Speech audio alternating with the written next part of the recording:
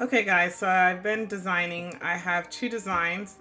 This one I like, and this is the same one. They're just our seat numbers. Obviously this is a fictitious barcode. And then I have this one where you can kind of really see like Dru Hill. So I'm not sure. I'm gonna go and print them out and see how they are, and then I'm gonna try to design a little card.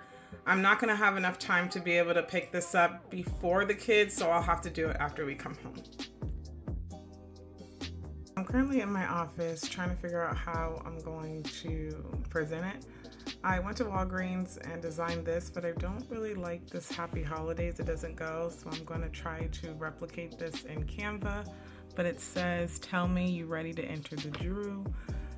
So I'm pretty excited. Okay guys, so this is something that I came up with. This is going to be a Christmas card. I'm gonna either print out at FedEx or Walgreens. I made a quick little poem, and these are all the song titles for one of the albums. So I hope that he likes it, and I pretty much gotta surprise him like tomorrow or Friday. Today is Wednesday, December 4th, so yeah.